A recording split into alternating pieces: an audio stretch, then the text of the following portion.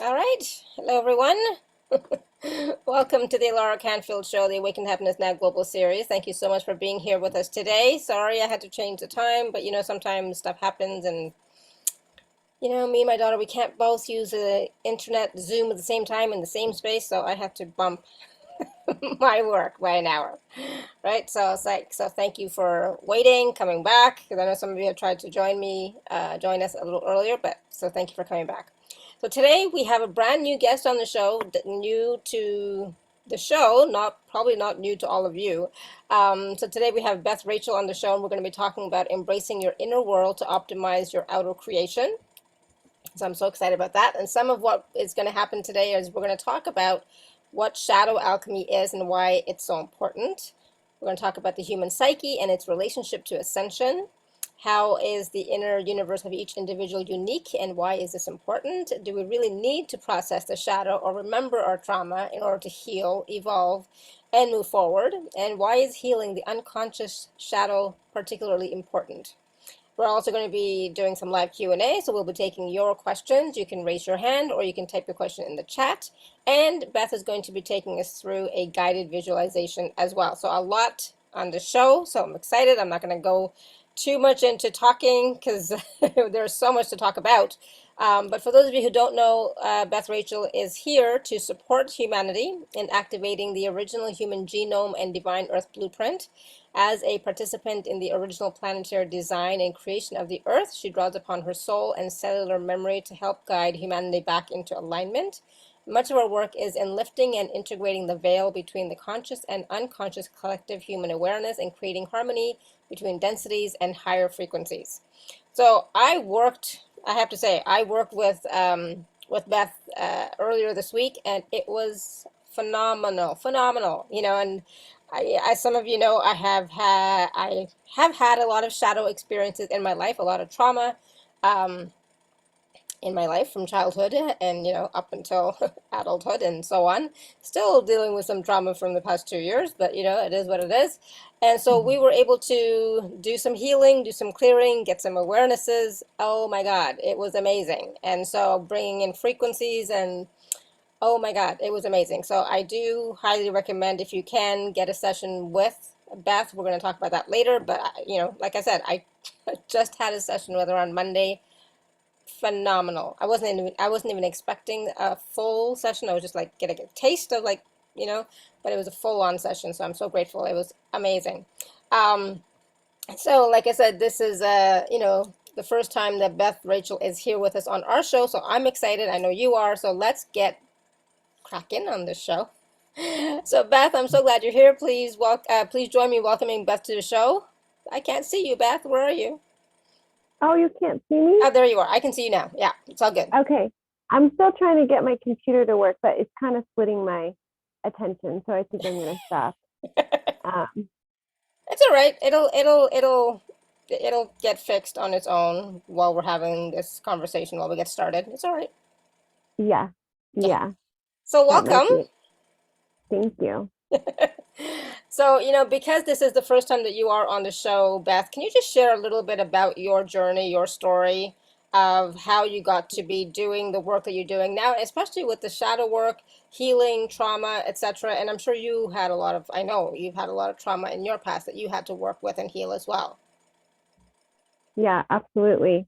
Uh, yeah, I was born very intuitive and very awake, I guess you would say.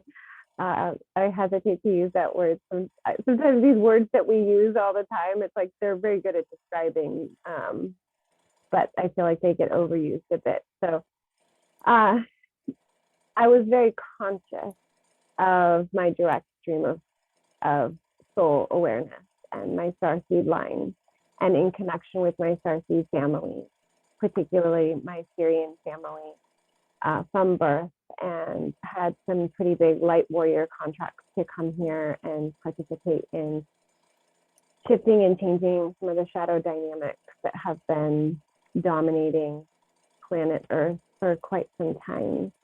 So I ended up having a pretty extensive experience with the shadow throughout my childhood, through just about every type of abuse and trauma that you can have. I experienced government secret programs such as Project Looking Glass, Project Stargate, the Mill Lab, and some others.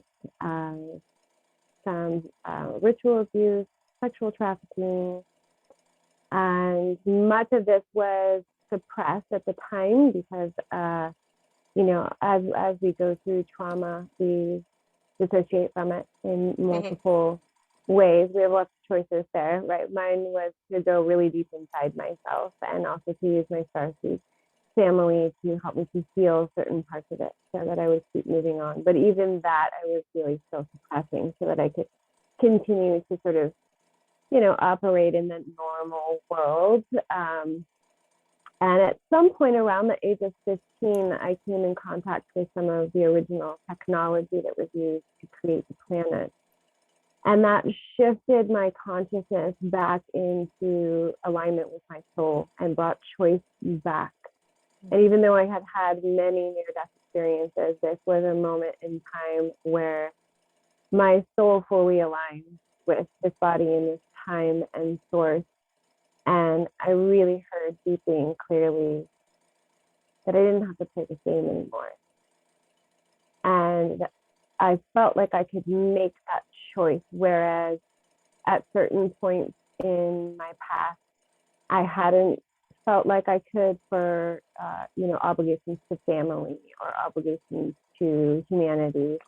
I saw a different way.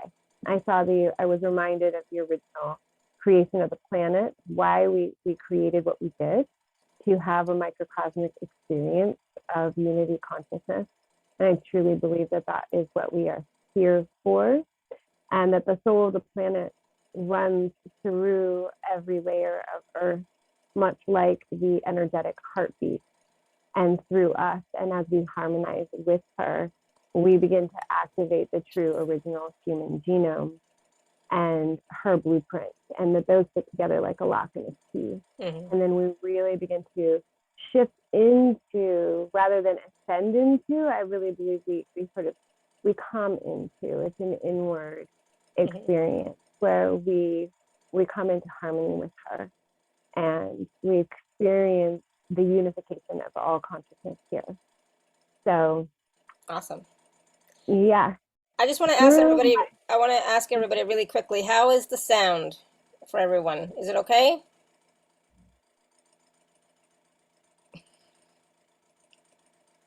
Okay. Oh, okay. Not great. Can you, Beth, do something with your mic? Maybe it's muffled, but it's not bad. She's a little garbled. Okay. Can you move your mic a little bit, maybe?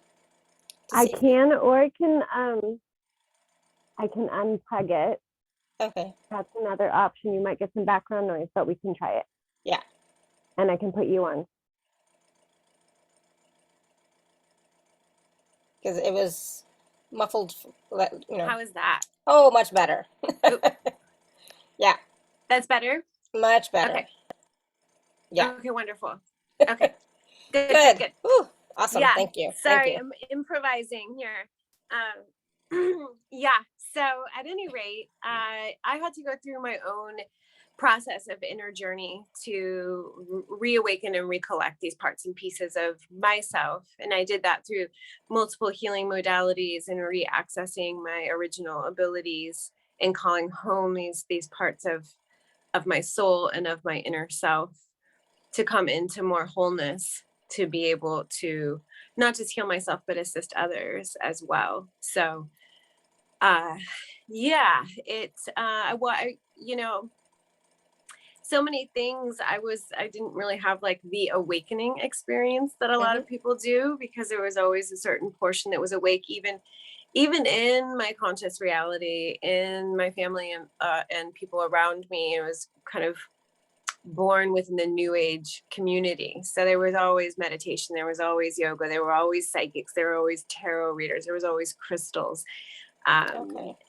Yeah. So, but when I was about 17, I started to really go on my mission, my self-healing mission. And I took myself to various intuitive readers and started to play more deeply with tarot and crystals and the earth and that connection, and did some psychic training, massage training, yoga training, energy healing of multiple modalities, yoga teacher training.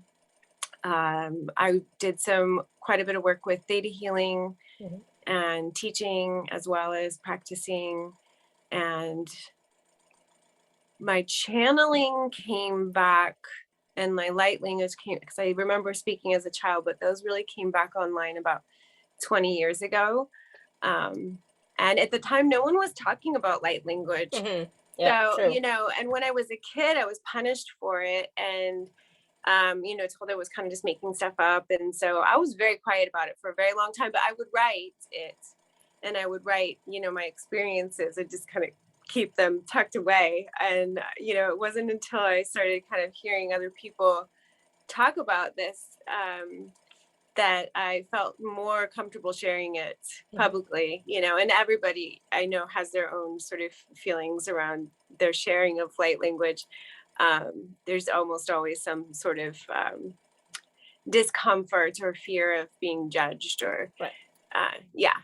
So but now, I mean, me, like, so many people do it now. So many people use light now language, it's work just with like, light language. It's like commonplace, it's like if you don't, it's like not what's wrong with you, but it's like, really, you haven't, tapped into that ability yet? Come on, let's bring it through. You can do it. It seems to be much more available for everybody and much more accepted than before. Absolutely. Yeah. Good, awesome. So that's a little bit of a story, and I think I already said this earlier, but I worked with you on Monday, and oh my God, the session was amazing, right? So much came through, and so many awarenesses, and so much change, right? Because of the frequencies that you were bringing in, and it was amazing, including the light language. Yeah, thank you. Yeah, really through so many of my experiences, I was pushed so to the brink of what we're capable of as human beings, which, on the shadow side is traumatizing and terrifying, and there's so much to work through there, obviously. But on the other side, I got pushed to the brink of what we're capable of as human beings, and so I have that awareness, and I bring that expanded consciousness with me when I enter into a session with someone. I also, a big part of how I survived those experiences was to go inside and have a deep relationship with my internal world and my subconscious. And so it's very easy for me to drop in with people right to the heart of where they're holding that in their subconscious, because it's very familiar territory for me. Yeah. So absolutely. And so, on Monday, when we worked with some of the shadow parts of my life from childhood on, etc., let's talk. I mean, we hear the term shadow a lot, right, in this industry, right? We've heard it a lot, and we know that it's important to transmute, shift, that shadow work, that the trauma that's there, but from your perspective, what is shadow alchemy, and why is it so important? I know it's important. I know it, like, for me, it was really important, right? To change my story, right? And create, and not create a new story, but really live in the fullness of who I am, and, bring the best version of myself out, my fullest potential out to share and do my soul purpose work, right? Absolutely. Yeah. Well, I think that what gets overlooked sometimes, or at least the depth of awareness of this, is that our shadow is our teacher. And we are, whether it's on a conscious level or subconscious level, as a group, in the collective conscious, we have allowed the shadow to be here. And I think that's sometimes a hard pill to swallow, right? Yeah. And what it is doing is it's creating an initiation process for us to wake up. It's giving us something to wake up from, right? Where we then have to access some of our extraordinary abilities and really realize who we are and what we are. So I think that's sort of the first part, because I think oftentimes people you know, our natural tendency is to have a fear of the dark, right? I mean, and it's imprinted in us from childhood. And to its credit, it can be quite terrifying, right? Mm-hmm. Absolutely. And it's very good at being quite terrifying, very clever at being quite terrifying. Yeah. And at the same time, what I find when I work with it, with people, and the reason I call it shadow alchemy, is that as we move into it, we're always connected with source. The shadow is very convincing, you know, to make us think that we are disconnected and that it's more powerful. And we have to unwind from that. And as we do, when we go into these places that have experienced and touched so closely the shadow, and we're so connected to source as we do this, we reclaim those parts of us that believe the lie, right? Through the trauma or through the pain or through the mind manipulation, whatever it was, the program, even just, you know, our school, the way that our schools are system is created, the media, all of those are elements of the shadow programming. You don't have to go through what I did to experience that kind of programming, even in our family systems. So as we go into them and we go in fully connected to source, empowered in that co-creation energy, and we reclaim that part that fell for the lie, and we untangle the part that it's still believing. Because what happens when these parts of us experience these traumas, these incomprehensible experiences at the time, right? That part gets kind of frozen and stuck there. So when we go back, we can look at what happened with the presence of source and disentangle that younger part from those truths that were so convincing, those untruths, excuse me, that were so convincing at the time, and release those, and release the things also that we learned from those experiences, and that part of us learned from that experience that were untrue, release those. And then also bring in the parts and pieces of our soul that either left during that experience, bring them back, or the part that we just created more room for because that lesson is now complete, that our soul wanted to learn, right? Because our soul comes with specific teachings that it wants to acquire. Mm-hmm. Our soul is ever evolving, ever learning, very curious, and wants to learn. We come into this earth creation and we're subject to learn through the structures that we have, and the games that are being played, which is that shadow and light primarily, right? So forgive ourselves for the way that we learned what we learned, but be able to bring that in, and forgive the others who participated in us learning it in that way. And of course, we don't remember, right, what it is that we wanted to learn, right? And so when we're having our experiences, we're judging ourselves and we're judging the experience and those around us, right? And that creates a lot of resistance and friction and wounding as well. Absolutely. Well, judgment is a huge shadow frequency, right? That's not a frequency of source, and that's a manipulative program that we're taught that creates even more distance between ourselves and ourselves and ourselves and God, our source, and the divinity, right? Basically, of who we are. That's what judgment does. And so that's another program that gets inserted in from birth, to judge, and then it gets further validated when we have experiences that we prejudged and we're like, see, I was right, Yeah, absolutely. And it becomes a vicious cycle, right? It just on and on and on.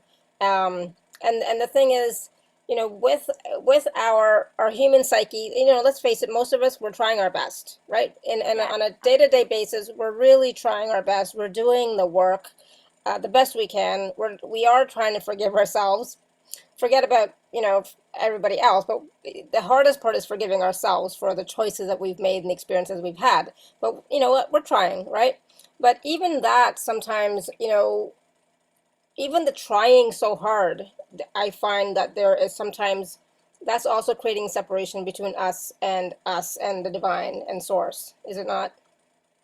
Yeah, it absolutely can be, right? Because efforting is its root, I would say, is, in that program of we have to produce, right? Like you Mm-hmm. go to work, you produce a thing, that's how you are worth something, right? Rather than we're just worthy. That's part of our birthright. Yeah. To be worthy of love, to be worthy of abundance, to be worthy of joy. And so the efforting piece is like you have to work for it. It touches that program. Yeah. Absolutely. And, Yeah. and and that's the same thing with the whole ascension piece, right? Everyone's trying to ascend, get to somewhere. And again, that's again the doing piece again, right?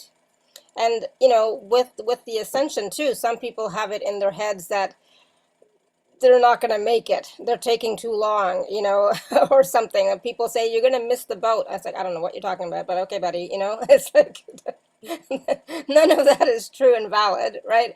But the thing is, some of us, that's how we've been programmed. That's what we've picked up, right?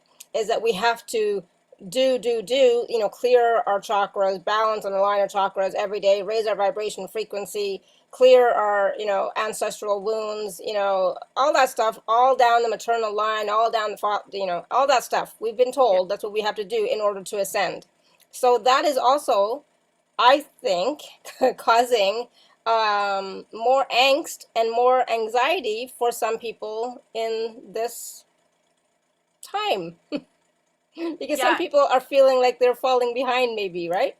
Mm-hmm. I'm Yeah, not like that, but yeah. yeah, no, that's an interesting perception that I haven't focused too much on, but absolutely. Well, it also touches on that competition piece too, right? Mm-hmm. Like the part of the reason we are in a hurry is to stay caught up with what our fellow person is doing, and it ends up playing into competition, and really every soul is on their own individual journey, and competition is Exactly. another shadow program Yeah. that when we feed into, right, in the doing we're not being. Yeah. And I think Exactly. that's really what you're saying. Yeah. It's like as long as we keep trying, we keep efforting, we're busy. Yeah. We're busy, and the more busy we stay, the less we're actually dropping into this inward experience. And something I want to bring into the conversation is that in talking about the human psyche, in talking about the subconscious, dropping into the reality that is 90% of our reality. 90%. Like, I think we really need to allow that to drop in. Mm-hmm. So even if you're moving at 200 miles per hour in your conscious reality, working on yours, there's like 90% that's not on board necessarily. We're not sure, right? We got to check in. We have to do that work. And when we really start dropping into that level of consciousness, that's when we start also dropping into the level of consciousness that's happening on the planet, that's about, I would say, about 90% that we're not tapping into.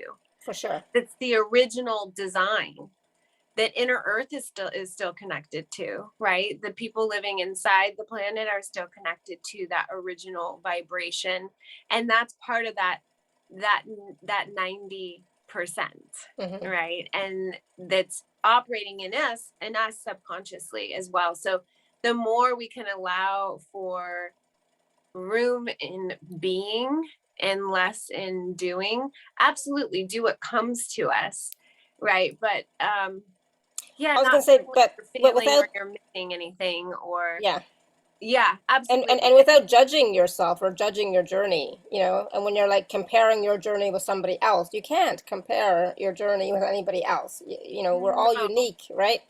And absolutely. each of us, And has our own unique journey, and our internal system is unique to each one of us. It's never ever going to be the same as somebody else, right?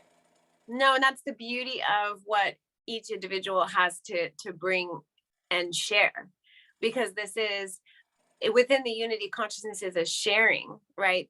It's really about a communing with all that is here. So we have to be able to come from our hearts and be open to what our fellow humans and fellow beings, all parts and pieces of the natural structure here, have to share, have to teach. Yeah.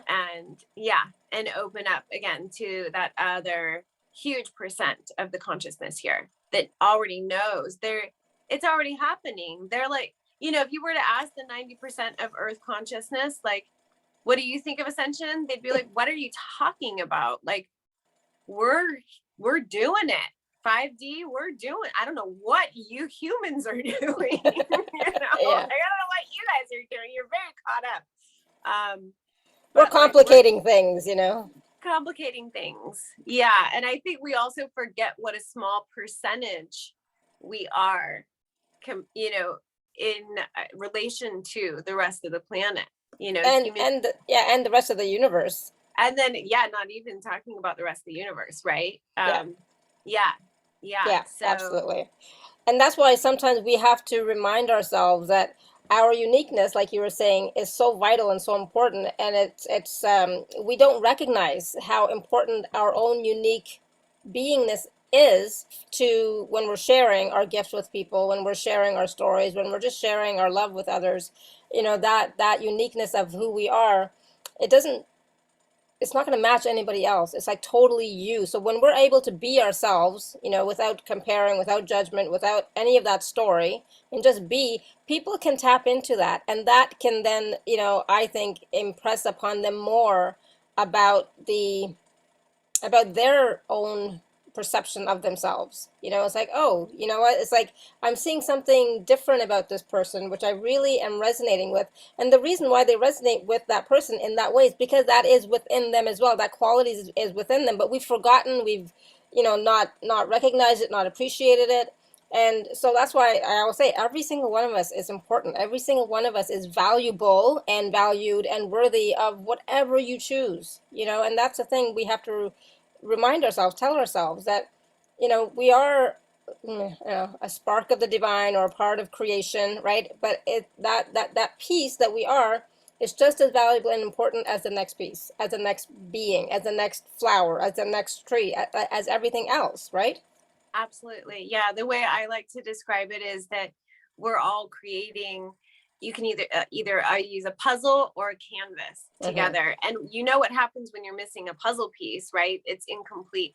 And if you're creating a group piece of art together, which I believe is what what Earth is really about, then every contribution is what makes that piece of art. And without just one of those, it's an entirely different piece of art. Yeah. That's beautiful. I love that. Yeah. Yeah. So my goal is to really help both on an individual level and on a group conscious level, to alchemize and dissolve these pieces of the shadow that are making it difficult, challenging us, right, to fully embody our souls. Yeah. And really help and assist people to fully embody their soul consciousness in this human body vessel, and use that to connect with and commune with the soul of the planet and the original design here, and create from that place our beautiful world that is one of creative and connected and constructive play and interaction. I love that. It's beautiful. And that's the thing. We are always interacting with somebody else, something else, so there's always engagement going on. There's always interaction going on. And when we are able to be more of ourselves, we are embodying more of our soul essence. And there's more of us available to create with, to engage with, and to,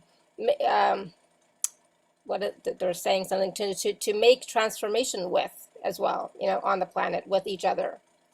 Absolutely. Yeah. More pieces to the alchemy, right? More ingredients to add to the alchemy. Yeah. And, when you talk about how much each of us have to offer, and all of, it's and when we start talking about the intelligence of every piece, we have so much of our bodies, our physical bodies, are bacteria, virus, fungus. We are a collection of consciousness. When we eat, we absorb and unify with the consciousness of what we eat. We are all of that, and it's our ego that creates this idea that we are something separate. Then we're already unity consciousness, just within this physical body, right? And so that is part of the idea of being able to go in and deepen the connection with the inner world of our human psyche, is that we expand the capacity to access the wholeness of our consciousness, of the consciousness within ourselves. And as we do that, that becomes a reflection to the whole of the planet, and it begins to expand the consciousness as a whole. Absolutely. Yeah. So everything that we do, everything that we be, affects everything around us as well. Affects the planet, affects the people around us, the communities around us, everything, right? So if you look at the planet as planet and the people on it, people living here on it, within it, in it, we all interact with each other in a harmonious way, hopefully, mostly, that's what I would like, in a more harmonious way. But we are always affecting everything else around us, and we forget that, right? So every time we have that negative thought, or we beat ourselves up, it's not just us that we're affecting, right? It's also our body, but it's also the people around us. It's also the energy field around us. It's also the planet, and it's also the collective, right? Every single time it ripples out to that, right? And for me, that's why it's so important for us to work on our wounding, work on our trauma, heal those stories, and also at the same time love and appreciate ourselves, because that's also going to ripple out to everybody and everything else. Yes, the more and more of those wounds, those shadow pieces that we alchemize, the more not just our soul comes home, but we really begin to understand self-love, right? And self-acceptance. Yeah. And that's key. For me, self-acceptance is key. It's even, because not a lot of people can get to the self-love piece, but at least if you can accept yourself, that's to me, that's being home, truly accepting yourself. So I have to say, when I got kicked out, because I got booted out, I lost everything in the chat. So I know that there were some people who had written questions in the chat. I apologize. They're no longer there for me. So I cannot ask any of your questions. So the people who had raised their hands are still raised, right? So I know we're going to take some, but I think we missed some people. Their hands are no longer raised. Oops. But I wanted to take some questions just to see what's coming up for people. Is that okay? Yeah, absolutely. So if you did write a question in the chat, please write it again or raise your hand. And because, like I said, it's gone. I lost it. All right, Linda, I know you had your hand raised first. And you might have already written in the chat as well, but I can't remember. I did. Okay, but I did. I did right. Hi, Beth. Hi. My sister, who is now deceased, that was her name. So I like that. I just wanted to tell you that. I want to know is, do you take the person back in time then to do the soul alchemy? And I've got one other question. Yes. Give me 1 second, because I think I am getting my computer to work. Awesome. Good. Yeah. And I have this ring light on here right now, and it's not that. Hang on. Yeah. I think she's gonna come on the computer, or is she? Let's see. Oh, there. Okay. You just have to unmute your audio and video. Yeah. But yeah, people are keep getting kicked out. Woo! Today. Much better. Stuff happening. Okay, thanks for being patient with me. This ring light was hurting my eyes. So, do I take people back in time? Yes. Yeah, to the shadow experience. Is that what you were asking? Yes. Yeah. In a way, yes, I do. I guide people through in a meditative state or a slight hypnosis state, to that time and place where they had that experience, to that part of themselves that had that experience, to communicate with that part and ask that part about that experience. Because sometimes we know what that experience was and sometimes we don't. So it's really about going and connecting to that part and allowing them to share what they're ready to share. Okay. The other question, thank you very much. Yeah. The other question was, you were talking about Project Looking Glass. Mm-hmm. Now, was that part of a deep state type of thing for you? Or ritualistic abuse at that time? Yeah, a lot of the cults, which are responsible for the ritual abuse, feed into a lot of these government programs, right? And they have different avenues that they connect through, but it definitely is a different vein, right? It is that government frequency. So there's crossover, but it's absolutely a government program. Because from what I understand, and I've done some research on this, that there's also a good looking glass and a bad one. Well, there's an inversion of everything.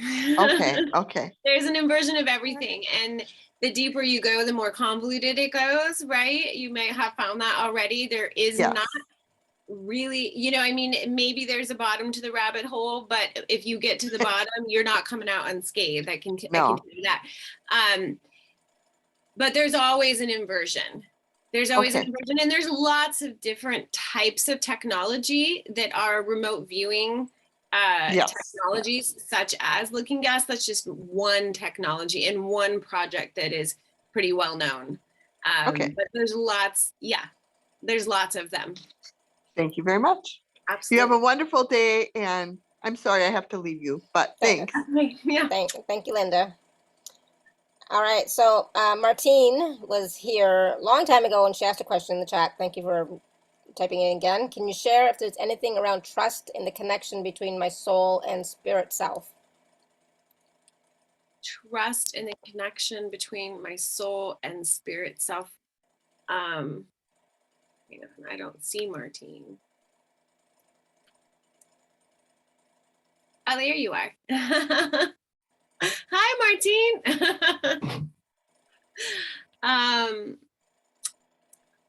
Anything between the well, my first instinct is to say if you're asking, then probably yes. And to look into the place where the question lies. Right. In other words, there's a place within the psyche, within the subconscious, that's asking that. So I would go in and connect with that part, that piece that's feeling the insecurity and having the question, and ask them where that's emanating from and what they're desiring to share or discover through that. That makes sense. She's thinking. She's thinking about it. I don't think very well. I mostly feel now. I kind of lost my mind a couple of years ago. Okay, that sounds weird, but so what I experience is just a kind of a disconnection between the spirit and the soul when I'm getting into stuff. And I don't know where it's coming from. I don't know if it's interference, or I don't know if it's just not a connection, a good enough connection, a solid enough connection between my soul and my spirit. What are you defining as spirit? My spirit self, what's in my body, along with my mind self and my body self and my ego. The part of your consciousness that's residing in your body is what you're referring to your spirit. Yeah. Okay.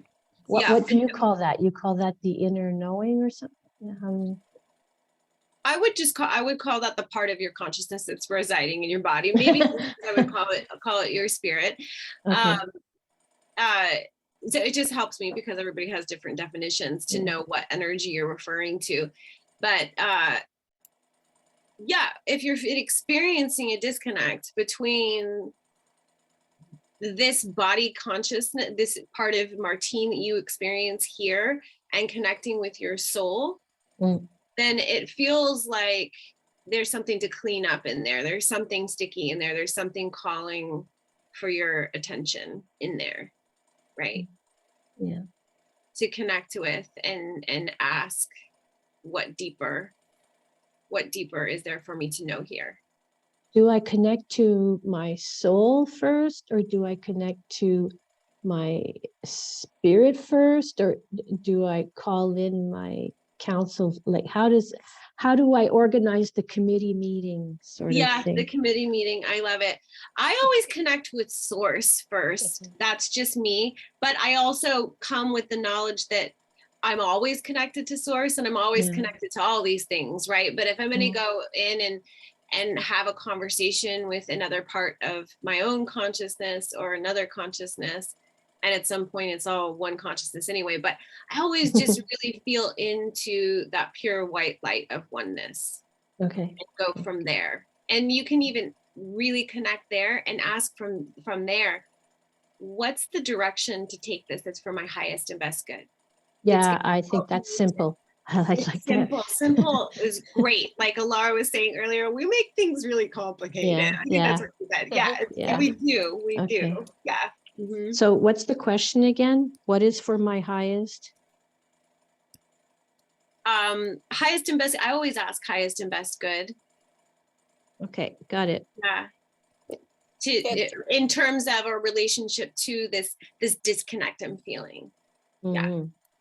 Okay, thank you. You're so welcome. Awesome. Thank you, Martine. Yeah. All right, we're going to go to Rebecca. Hey there. Hi. Thank you. Well, this is fascinating for me because 21 years ago, I uncovered satanic ritual abuse in my history. Oh, are you in the car? I'm sorry? Are you in the car? We're hearing a ding ding. Yes, I'm so sorry. I have an appointment shortly, but I wanted to get in as much of this call as I possibly could. Okay. We're glad you're here. Just don't drive while you're talking. That's all I'm saying. Well, I have it on speaker, so okay, perfect. Hands free, I promise. Good. Always best to be safe. So you uncovered some satanic ritual abuse in your past years ago, you were saying? Yes. Mm-hmm. And I only remembered a little bit of it. Yeah. But just enough to know that it's real, Yeah. that I can't deny. Like, I tried for several years to go back and forth and no, it couldn't possibly have happened, Yeah. But totally normal. Yeah. Yeah. Yeah. Oh, did we lose you? So what's the question, Rebecca, if you're still there? I think we lost you, Rebecca. But I'm a theta healer now too. And I've kind of created my own thing. It's kind of come through me. And I just went through a domestic violence situation, got away a few months ago, and I'm looking for a place to live, and money's running out, but I have these great prospects in my business. And I guess I'm just wondering if there's any guidance for me in terms of where to live. I'm meeting with a woman tomorrow that's a friend of a friend that may be willing to give me a room to rent until I can get some more things launched business-wise. But I'm just wondering if you're getting any info. What's coming through really strongly is to clear the rest of his energy out of your field before you decide on a place to live. Because it feels like it's still in there, and some of the trauma vibration is still in your body, and you don't want to make a choice from that place. Does that make sense? So your nervous system is still really activated, and your adrenals are still really activated, and it's that fight or flight place, and you don't want to make a decision from there. Yep. So yeah, get into a place where you feel really safe and really comfortable. Feels like out in nature. Just, you know, sit on the ground, be with Mama Earth, connect with Source, and do some clearing on yourself and really get him out of your space, complete those contracts with him, and do a clearing on your nervous system and adrenals, and then it will, I think it'll drop in and become really clear where the best place is to go. It's going to be the one that feels calm and settled. It doesn't, I get that it doesn't matter right now how big it is or small it is. It's what feels, it's going to feel safest. And like, there's nobody that's going to be bugging you or coming into your space or intrusive, and you can just really have your space. Does that make sense? Oh, it makes total sense. Yeah. Yeah, because right now you would probably choose the person that's going to be a little bit invasive and get up in your space because you still have somebody up in your space. You know what I mean? Yeah. So do that clearing on yourself first. And I get that it'd be real nice for your body to be on the earth when you do it. Okay. Yeah. Thank you so much. You're so welcome. So many blessings to you. Yes, to all of you too. Thanks, Alara, too. Thank you, Rebecca. All right. Drive carefully. Thank you. Yeah, you're welcome. All right, Sarah, I know you wrote your question in the chat, but you know, if you want to unmute, you can go ahead and ask your question out loud. Thanks. I have a question, obviously. I used to lead for much larger groups than I do now, but still I'm leading on a regular basis rituals, sometimes just spiritual rituals. The energy always comes in. I often don't know what I'm going to say. I did one for the last of the Jewish holidays and it was beautiful. But when I was leading for much bigger groups a few years ago, a clairvoyant friend noted that trickster energy would sometimes like get channeled in with the rest, and I didn't know how to distinguish it, and it would sometimes get me in trouble. So I'm just wondering how to protect for that. I ground daily, and most days I remember to put up a shield. But in dealing with this shadow side, I'm wondering where it comes from and how to protect against it, because I'm just so open to channeling. I don't want to bring anything that's hurtful or confusing, only healing. Yeah, that's totally understandable.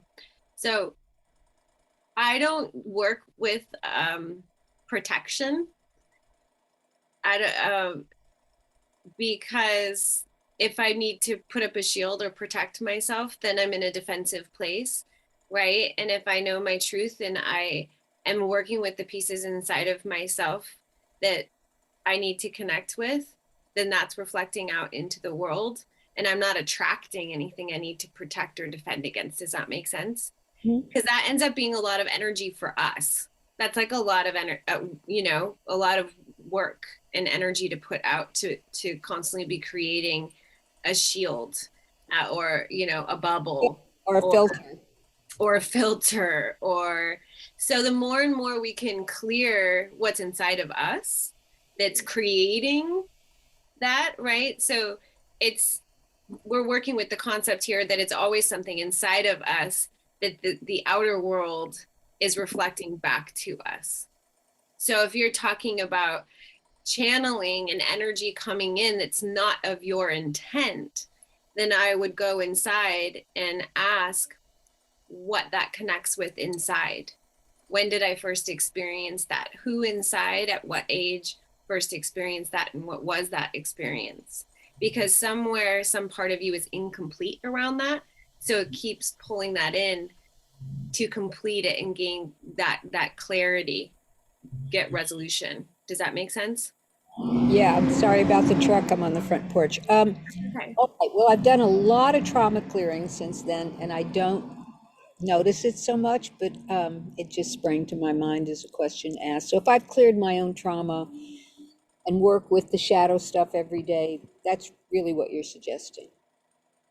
Well, I wouldn't say every day. I would say when something's calling, when something's showing up which, you know, in this case, it sounds like something showing up, right? Because this goes back to like, we don't want to be like overworking everything, but there's a natural process to things. And if there's something that's showing up, then it's giving us that reflection to go inside.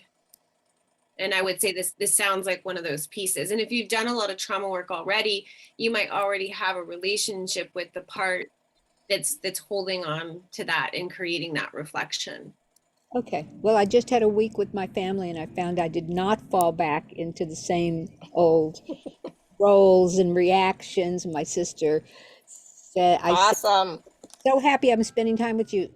After the wedding, she said, well, flights are easy to change. You can leave whenever you want. And I said, no, I just said I'm happy to be spending time with you. That was a big breakthrough. She's hard to get through. So that's wonderful. Yeah. So you weren't feeling so like triggered by your family. That's great. The daughter was being very triggered by her, and I noticed that I wasn't. So yeah, it's huge. Yeah, that's a huge. great reflection between the outer and inner world, right? And to give you that sort of validation for the work that you've done, and also to further illustrate how that reflective quality works, right? You do the work and then you have the experience. Yeah. Yeah. Good Thank work. you. Yeah. Thank you, Sarah. Yeah, thank you, Sarah. All right. So Sherry had asked a question in the chat. So she said, I definitely feel like I'm here to bring in something original, but feel blocked. Any insights as to which direction to go? And then follow up, am I on the right path? I'm going to let you go with that one, but I might add my 2 cents. Because sometimes I add my 2 cents. Yeah. Sherry, can you turn your video on? Is that an option for you? I can unmute. Okay. Yeah, that's okay. Yeah. So you feel like there's something unique that you want to bring through, that wants to come through, but there's a block. Yeah. Yeah. How long have you been feeling that way for? Oh, well, a long time. I mean, I always feel like I'm forever the student and spending a lot of time learning other things, but I mean, I love it but it's not it. And I know it comes from inside of me, but I just feel like there's this block there. And so then I go back into, I'll just listen to other people and see what they're, so yeah. My guidance would be to start with, what is your heart's desire? What is your heart desire to create? Can you feel that? Are you able to feel into what your heart's desire is to create here and share here? Yes, sometimes, not all the time. That's where I'm saying, no, that's not it. Like, yes, I love working with the whales and the dolphins and the ocean and the water. And that just, speaks to my soul.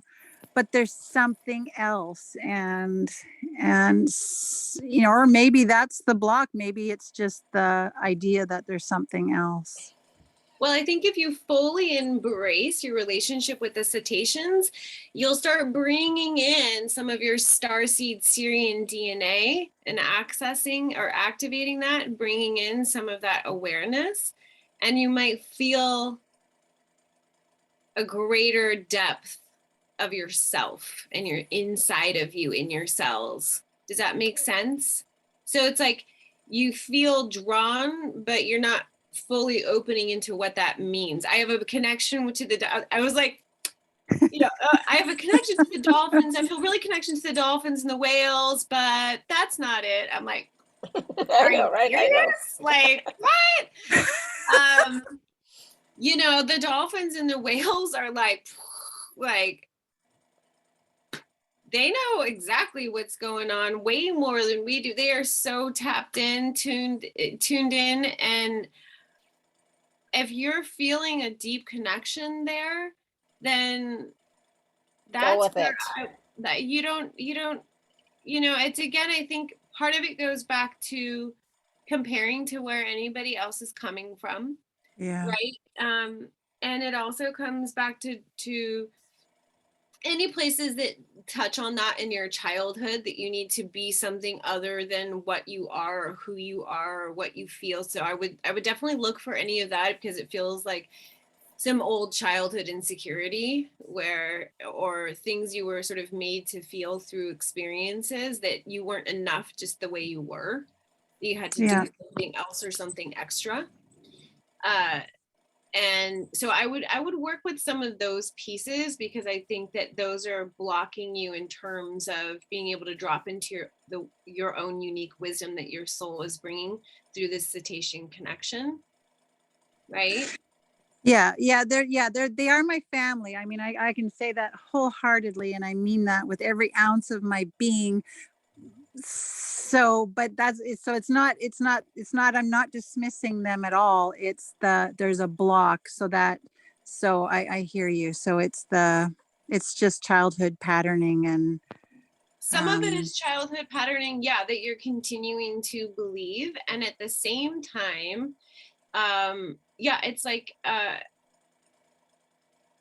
it's not about dismissing, but it is about giving full credit, right? So what would happen if you sat down and just really connected with the cetaceans and asked them to share parts and pieces of their wisdom that they want you to hear? And it doesn't even have to be for anybody else, but just for you. And you really open that telepathic channel. Have you done that? Okay. All right, so Sherry, do you want to hear my 2 cents? I do. And I already know you're like, oh God, I don't know what she's going to say, but I know it's not going to be good. Yes, I do. So if you say, I have a block around this, guess what you are reinforcing? That separation, that division, right? And that block. You're making it significant at the same time, right? So what Beth was saying was about fully working with the dolphins and the whales, really embracing that modality, that healing, that connection, and seeing where that goes, see how that develops. Because yes, it may not, that's one piece of it, but there might be more that is coming through for you, but you won't know until you start working with it more and more with yourself and with other people. I find that the more that we do the work with ourselves and other people, more stuff comes in. We get more insights, more wisdom, more transmissions, more downloads, more energies comes in. If we're just thinking that, oh, I really like this, but I think there's something else, nothing's going to shift and nothing's going to change. You're not going to go deep enough to really have that experience of, and besides, there's no such thing as this is it, okay? Please. There is no such thing, this is it. There's no this is it, right? This is one thing to start off with, and then later on, something else may come through and develop. Okay. So that is the distraction. That is the block. Thank you. I thank you both. Stop using that word. Stop using that word. That's not the block. It's your door. Just it's my door. It's your doorway, just open the door and let the water come in.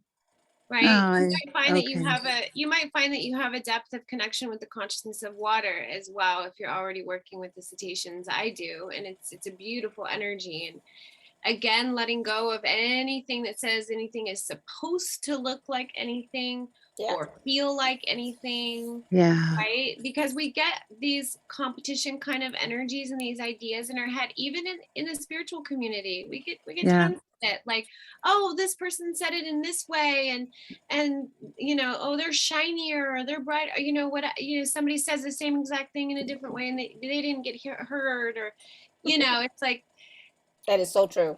Keep going inside. Keep going inside. Keep going inside and keep working with it and sharing it.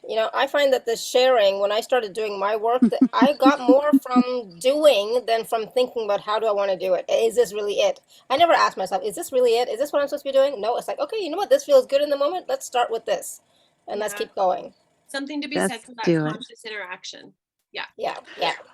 Thank you both. Yes, thank you both. So welcome. You're welcome, Sherry. Thank you. And that was a great question. I'm glad you asked, because that's something people need to hear. So thank you. Thank you. All right, Ioana. And we don't normally get to hear Sherry. She normally just types in the chat. So good to hear your voice, Sherry. Hi, thank you. My camera doesn't work, so just... Okay, go ahead. I have a question. Thank you for allowing me to ask.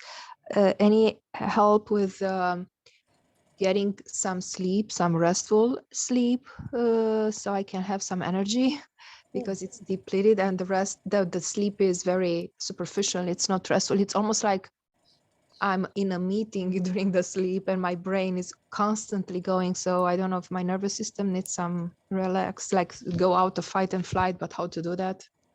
Yeah. Well, it definitely feels like you are, I wouldn't say, it doesn't feel like quite in a meeting to me. It feels more like you're kind of battling in your sleep. Does that resonate at all? Yes, it does. Yeah. So what are you battling? Of everything, including myself. Why are you battling everything, including yourself? Because everything wants something from me. There is no rest, and there is no quiet. It's everything is a demand, or it's a protection also. It's sometimes it's not demanding, but I need to do something to protect, so to be safe. You cannot sit and rest because they might not be safe. So that to me feels like it connects to something in childhood. Can you touch into what that might be at all? And if you don't feel comfortable touching in with that right now, you don't have to. I will be okay to touch it, but it doesn't jump to me. I don't know. Yeah. It's hidden, or I hide it from myself. Yeah. Well, when we don't feel safe, we hide things, even from ourselves. And it feels like there's a lot of lack of safety. And there's a lot of feeling like things are coming to grab for your energy. That's how I feel. Yes. Yeah. But how can I? Well, there's certainly things you can do to clear your space and clear your energy for now. But I think that it's going to all come right, back at some, within some time frame or another, until you get to the root of what is not feeling like it can what inside of you is not feeling like it can fully claim your space, because this is about a claiming of your space and a claiming of your body and your energy field. So would you recommend that I want to get a session with you, Beth? Would that help? I'd be happy to work with you. Yeah. It feels like it's it's in there pretty deep and pretty tangled. Yeah, that's how it feels. Yeah, it's not that I don't want to find it, but it's kind of so deep buried, and so it's almost like I'm getting to the door, but the door is locked and I'm banging myself against the door. And Yeah. Well, in these cases, it's also important to acknowledge that, like, you found the door, though,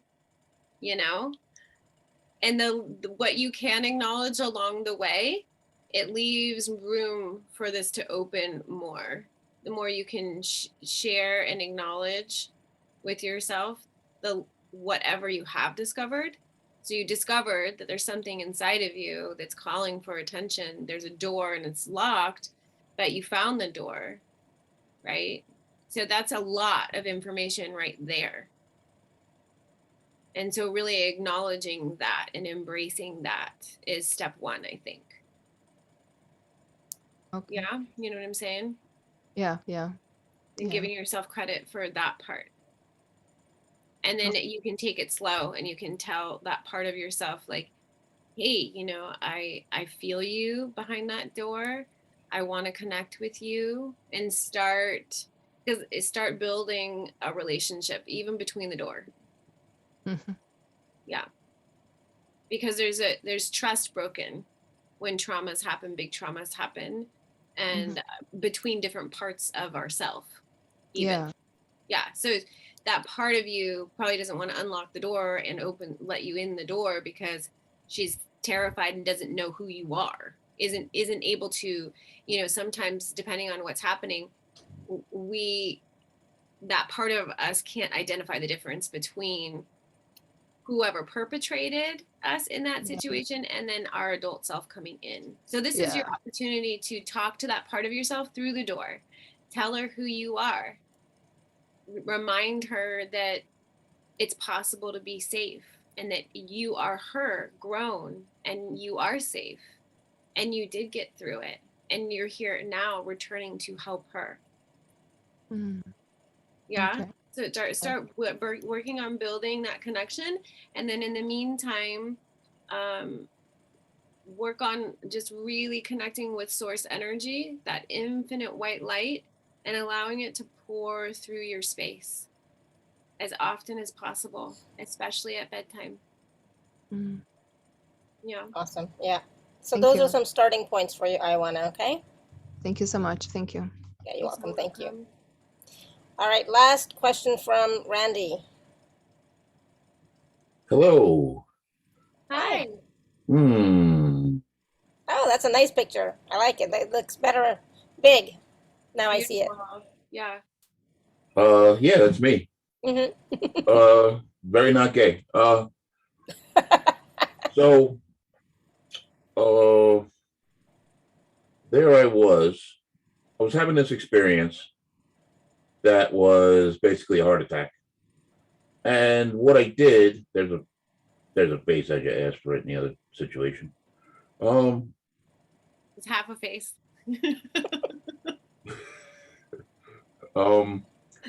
So I'm having this situation. I'm leaving a doctor's office, and it's in the heat. A couple weeks ago, couple months, maybe almost a month ago, and I started having this experience where I knew my soul was. It was time. It had decided it's okay. I'm leaving this body, and I'm not really wrestling with that. And I'm not sure how you're going to read or just give me some little feedback on this, but what I did in that certain circumstance is soul integration, as well as I know it, like bringing my conscious down into my heart, touching CV17, doing some deep breath work.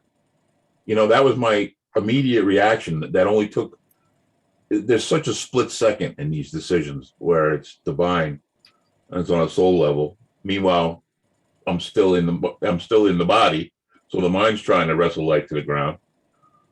But I know that my soul tried to leave this body and I forced it to stay. Where can you go from there? And thank you. I love you. Forced it to stay, or you made a decision? There was an option to exit and you made a decision to stay. Both apply, because, you know, I had to do something. There was an action step. There was a decision to not let it do what it wanted. You know, it was already happening, and I just reached up and pulled it back down into this body. Right. So I think you have to own that decision. That is a decision. It was a gut. I understand it was a response, right? It was a gut response, but at the same time, it was a decision. And your soul, so the greater part of your soul made that choice. So I think that there's a real question behind, why did this occur? I've been in severe pain for a long time with FQAD. You can look that up on your own time. I have been, it's been a lot, very, you know, along the lines of evolution. The way I own it is that now I can't really complain or describe or express about the pain the same way, because I chose to own it. In that moment, I chose to own it. So it doesn't give me that out or explanation of, you know, this is FQAD. It's my body, and I'm in such pain all the time from demyelination, which is part of FQAD. And you know, I just knew that I knew what I was doing, but how can I explain it to anybody? I guess I'm not understanding your question that you have for me, and what you would like me. on a soul level. To answer. Yeah. Mm-hmm. But I'm trying to sort this out a bit. Okay. So feedback might be better than reading, or how do you know what you where you're going. My choice is fine, and I'll leave it at that for now, to respect everyone else's time. It would actually help me if you gave a brief description of the debilitation that you're dealing with. FQAD. It's how to explain that. Okay, it's how it affects you. Yeah. How it affects you personally. Everyone on the call is that the antibiotics that have been given to our livestock our whole lives manifest in our body as a GMO. So we're all a GMO already. And this is a huge pink elephant that somehow I'm part of shifting, like the prayer of St. Francis, shifting Enfield, is common to me. So there's this, it's demyelination like MS, and it's also the mitochondria are taken offline. It's DNA damage. What happens with? Are you talking about, is this the one where the black threads appear? No, it's when you take Cipro or Levaquin. Okay. What you have is DNA. How that works is it changes your DNA. So that gets, what happens is collateral damage. So degrading your myelin sheath is the most painful part of the experience, is what I'm hearing. That and the osteoarthritis that came. I've been such a strong person all my life. And and so there's the nerve damage pain. There's I'm going against the whole system, because most doctors lie about it and say, I don't know what you're talking about, because going against a drug company is basically suicide. That's enough for me. I get the picture. So the reason I asked for those details is because if you're asking me, to be able to give you a reflection of what's going on, I have to know, you have to give me the energy of what's going on, right? So you have a very full plate and your soul bit off a big chunk that it is, it's got the opportunity to transform.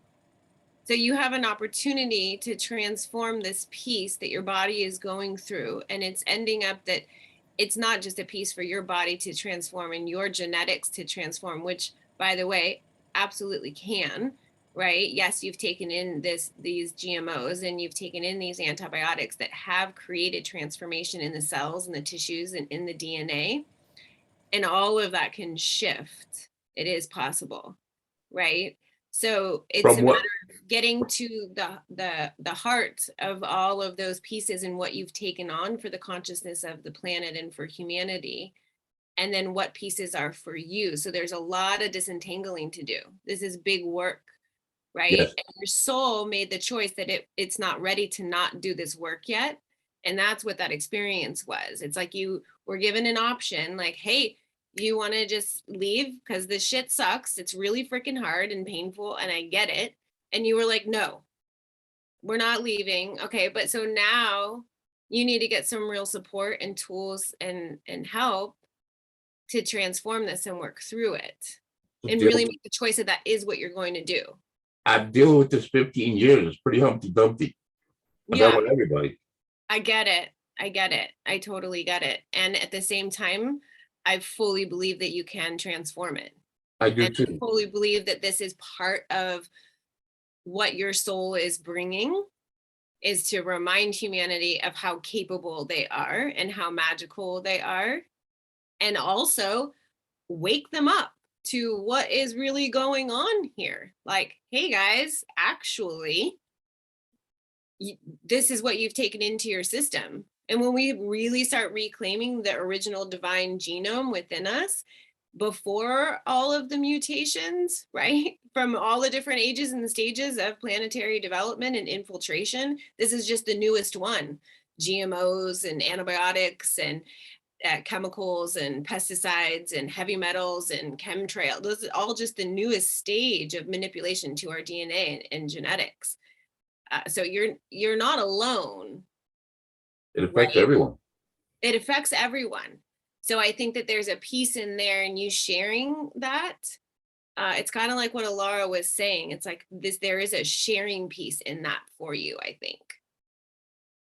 And when you start really sharing and connecting with other people and help people to wake up to this piece, right? It connects to other pieces that people need to wake up to, and start really linking all the ways in which there's control and domination in all the layers. And you're just representing one piece of that. Right. And as you help other people to wake up to this consciousness, you help wake up parts and pieces in them that are then available to support the shift and change as well. So you're pioneering this. I can look at it as a step in immortality. The fact that I have a choice. You could. And I have the experience to believe, that's like someone's telling me. Absolutely. And I think if you work on your worthiness issues a little bit and work on disentangling from some of your planetary obligations to take on the pain and suffering of the planet, I think you'll start to ease some of what you're personally taking on through your physical body. And then it'll start being a little bit easier to navigate the bigger picture sort of job that you've taken on, your soul's taken on. Does that make sense? Yes, and thank you for your consideration. You're so welcome. Yeah, and happy to support you with that at any point in time. If you would like further support, let me know. Yes. I believe in you. Thank you. Mm-hmm. Thank you for sharing. Beautiful, Randy. Glad you're still here. Glad you chose to stay.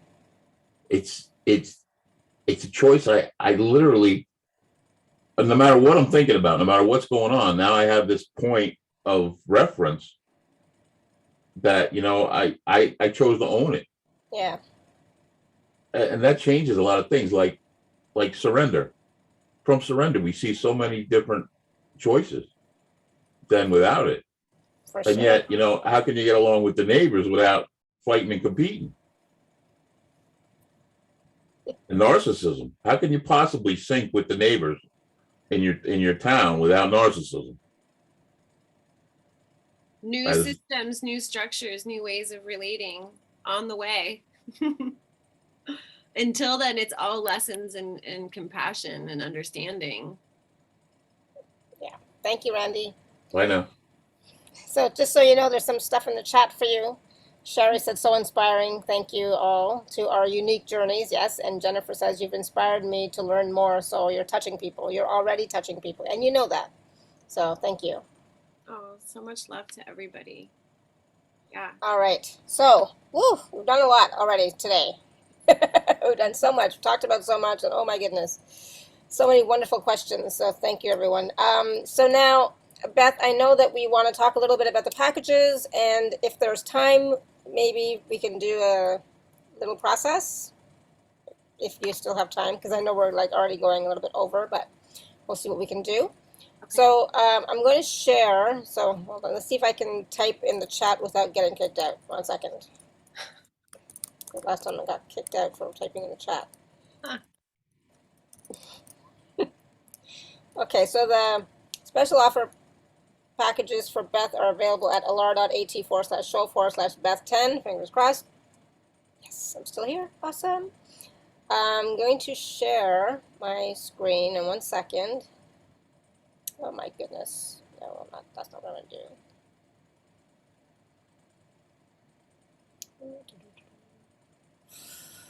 This one. Yes. All right. Okay. So Beth has 2 packages that are available for us, package A and package B. Both packages, there are payment plans available, and of course you can use the 24-hour special gift code from me, TACS10. So package A is a 3-week series, and package B is the 3-week series plus a personal session, 60-minute personal session with Beth. So Beth, do you want to just talk a little bit about the 3-week series, and then we'll talk about the personal session? Yeah, absolutely. So this is a 3-week series that's designed to help you deepen your relationship to your inner world. And that includes all the different parts of you. And so getting to know how different parts identify with themselves and how they communicate with you, so that you know when something is showing up in your outer world, what part maybe to connect with in your inner world. I do a lot of clearing of beliefs in this process and a lot of breathing with it to help clear the beliefs and bring in new frequencies. We work a little bit on your relationship with source in this first week, and also your connection with the planet, just to deepen and strengthen those so that you can trust these communications coming in.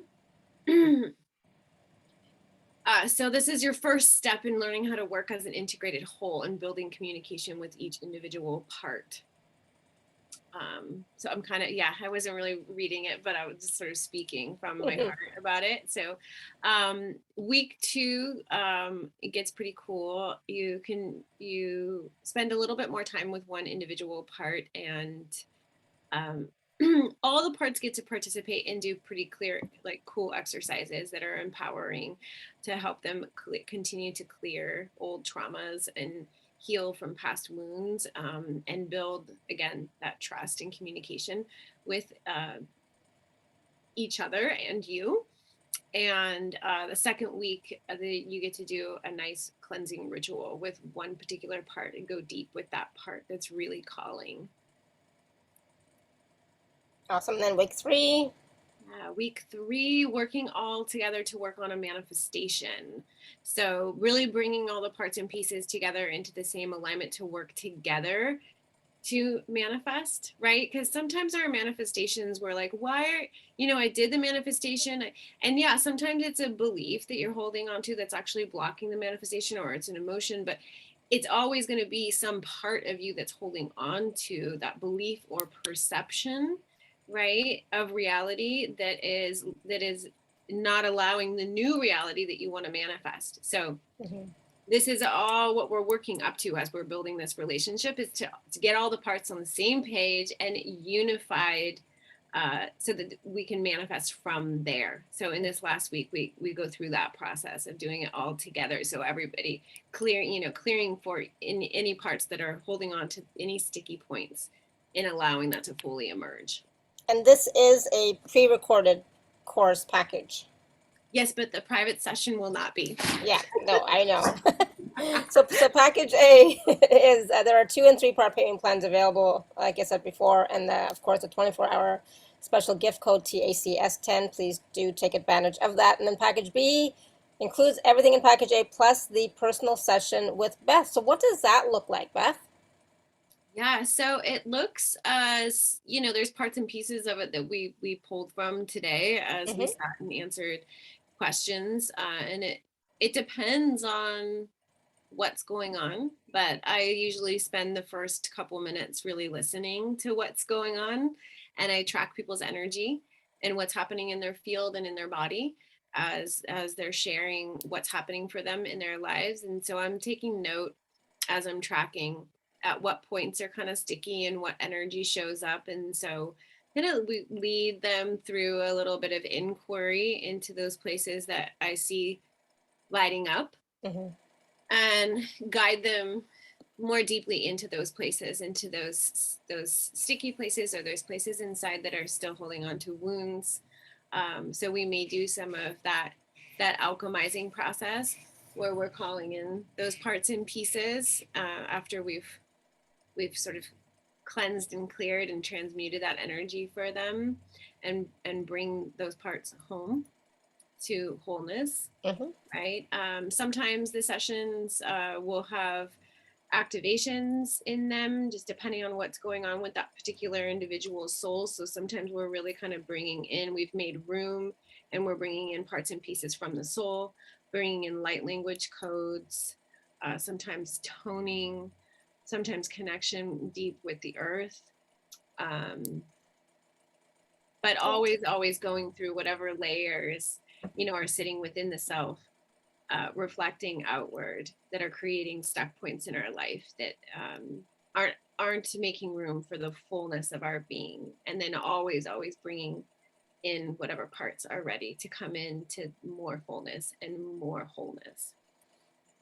Absolutely. And like I said, I had a session with you on Monday, and we did all of that.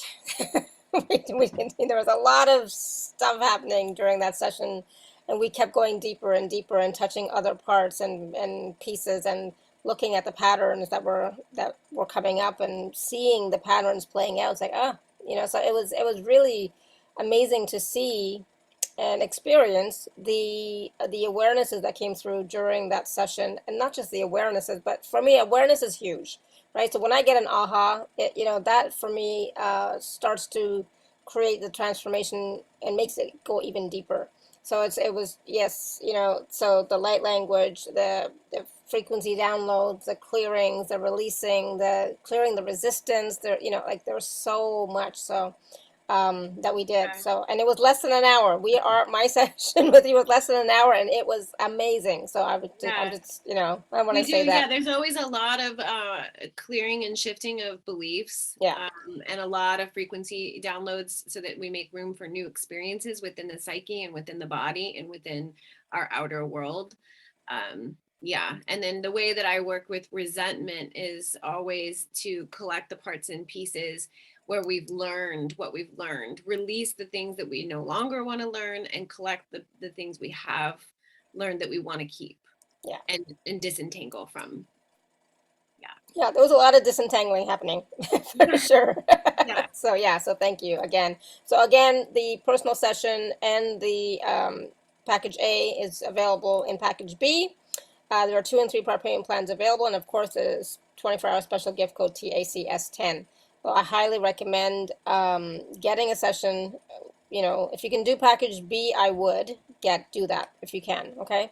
If not, work with package A, and then eventually later on, you may have the opportunity to work with Beth again. But I found it was really amazing, Beth, and I found that yesterday, because we had the session on Monday, and then I found yesterday, Tuesday, my energy was like, I was so down, and I realized, like, you know what? I'm still releasing stuff. I'm still clearing stuff. I'm still integrating the changes. Also, Robert was not having a good day, so I was a bit worried. But but it was part of that healing process that was going through. Still integrating. Right? Yeah. Sometimes it takes a moment. Mm-hmm. Yeah, and so it's like once I reminded myself that's like, okay, I just had a healing session, so it's quite possible that I'm still integrating and processing some of the stuff, which is like, even if it's just one day, awesome, because today I'm feeling great. Today I'm doing great. I even got a haircut. I'm feeling hot. It's like, it's good, right? So, and just knowing that once we did that session, some of the stuff that was still there has finally been, I don't think the word released, but released and resolved, resolved in my heart, Mm-hmm. So I think that's important for me. It was resolved in my heart, so that some of that resentment, bitterness, any of those things, they're no longer there, and I'm grateful for that. So thank you. I'm happy to hear that. You're so welcome. It was good. Wow. Yeah. So just wanted to share that really quickly with everybody. So again, the packages for Beth are available at alara.at/show/Beth10. And, I do recommend sessions, as you all know. I recommend that support because I find it really helps me for myself in my journey. And we're all growing, right? We're all expanding, we're all evolving, and sometimes we need that support, so some of this stuff was very, very old. I'm old. No, I'm not old. I'm older than some of you. So some of this stuff was from a long, long, long, long time ago. I'm just going to say that. More than, 50 years, right? So it needed to be resolved and healed. So thank you for that, Beth. You're welcome. Madalena says, I would have had great situations and opportunities coming in for me when I surrender. Yeah, for sure. Awesome. Thank you for that. All right. So, Beth, do we have time to do a short guided thing or process, or have we gone over our time?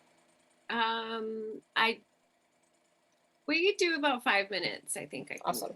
Good. Okay, because I know we started a little bit late, and then we just like, there were some things happening. Yeah, so many things happening. Yeah, but that'd be, if we can, that'd be great. Yeah. Okay, everybody can just start by taking some nice deep cleansing breaths.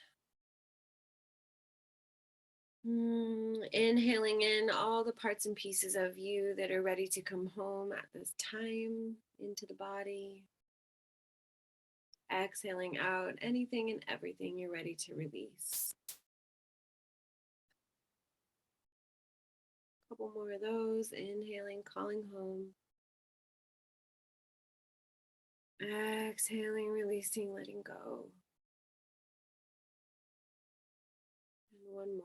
Inhale. And exhale.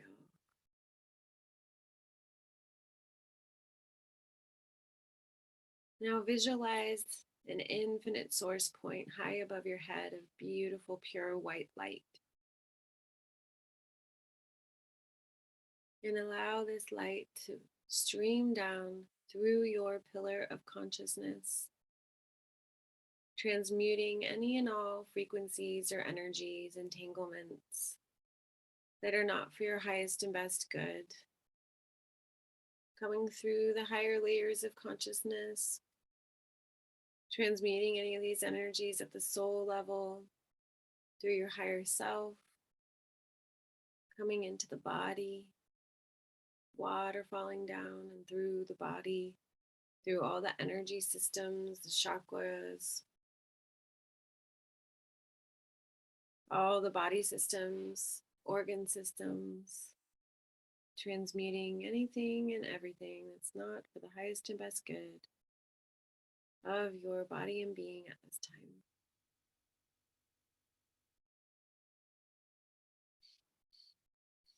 And when this energy, this waterfall reaches the bottom of your body, just allow it to extend even wider. Now all the way the width of your entire energy field, encompassing your aura, all the layers of your energy body. And allowing that same width to go all the way up to that source point and that waterfall to now be that wide, all the way from source point, transmuting any and all energies within your field, around your body and being that are not for your highest and best good at this time. And now allowing this waterfall of light to enter into the earth, moving through all the layers of inner earth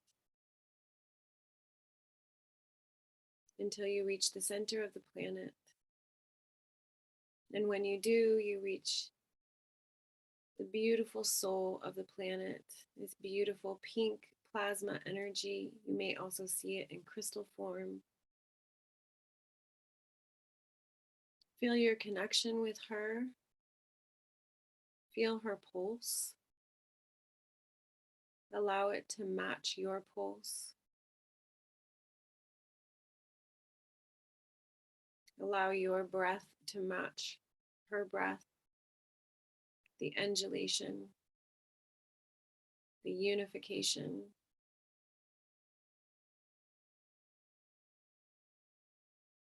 Now begin to bring this energy with you back up through all the layers of the earth, your own consciousness in this portion of the soul of the planet, up through the base of your body, through your torso and your belly, through your heart and out, through your arms into the world, up through the head and out into the world, allowing yourself to be part of her toroid of energy, like a beautiful fountain.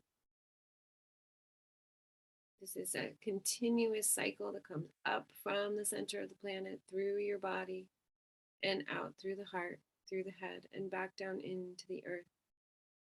And this is the energy that unites all of us in unity consciousness. This is the vehicle for the consciousness to travel through and on. So just allowing it to move through and feeling that unification.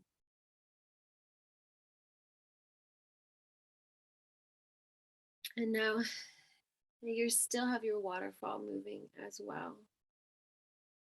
And allow both these energies together to form a ball of light around you, a ball or a bubble. just to give you a sense of containment. And imagine your consciousness pulling inward, in through your third eye, into the center of your head, and dropping down into your body, into your heart center, and calling forth from this place within your heart center. Call forth your inner guide. This is a portion of your psyche that is connected to your soul and that has been tracking all the ongoings for your inner psyche throughout your life. And he or she is sort of the guide, the concierge, so to speak, to all the other parts of yourself. So just be with this part for a moment. This part that has agreed to take you on a journey to meeting all parts and pieces of yourself within your inner world to help you better understand any of the wounds left behind with any of the parts that are still longing to be reunited, integrated into wholeness with you. So just sitting with this guide for a few moments and see what wisdom he or she has to offer in terms of embarking on this journey to know your inner self more completely and wholly, inner selves. I'm not going to go into the other parts today, but just the inner guide and whatever wisdom they have for continuing on this journey at a later time.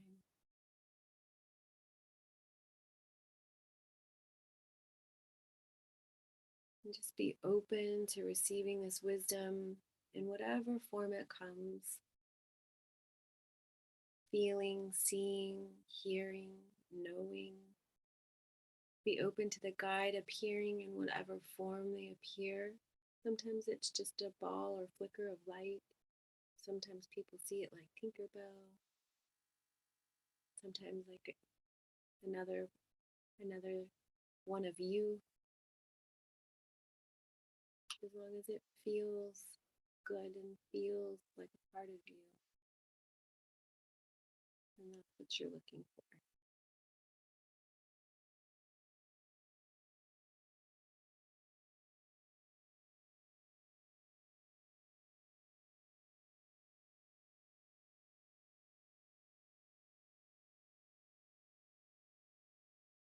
And just breathing in that wisdom that they have to share.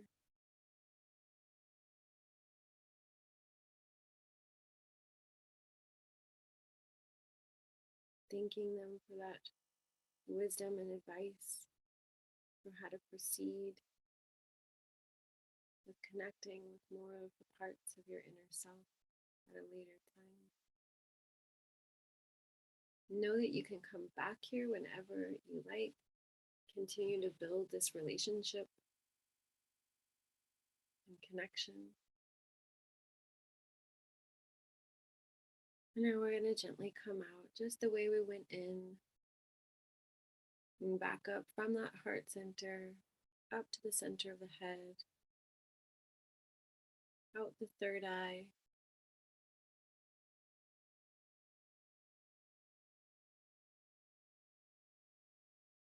and allowing that bubble to dissolve and once again become that pillar of light, that waterfall streaming down from source, and allow that fountain to come up from the center of the earth and run through your body, keeping you grounded and connected.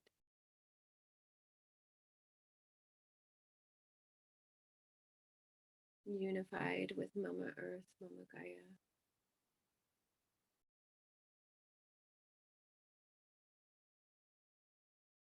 Walalea ni chwere sato tunani ama kota puruyena ni korwatana te chiri ono kodorima.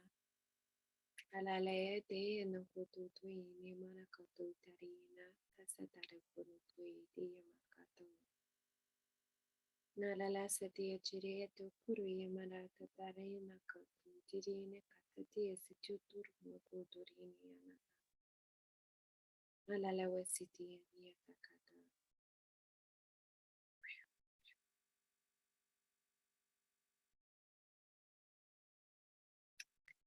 Beautiful work, everyone. Coming out as you're ready.